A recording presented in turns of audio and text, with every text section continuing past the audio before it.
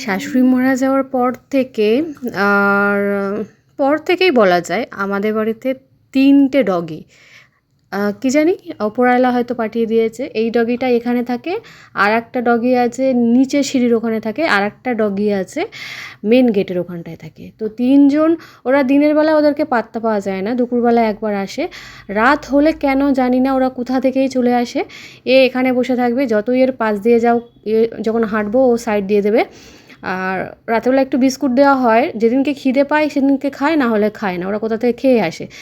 যাই হোক, একদম পুরো বডিগার্ডের মতো ওরা পাহারা দেয়, মানে এখান থেকে নড়েই না। ওকে আমি বলছি ওই ওই ওই ওই বাড়ি যা করছি, তাও চুপচাপ ওই মানে যে কার্পেটটা আছে, কার্পেট বলছি পাপোশ, ওর ওপরেই বসে থাকে। আরেকজন নিচে, আর একজন সেই মেন গেটে, মানে যে যেখান দিয়ে ঢুকতে হয়। তাই যাই, ওপরওয়ালাকে বলি থ্যাংক ইউ সো মাচ, কেউ তো আছে আমাদের জন্য।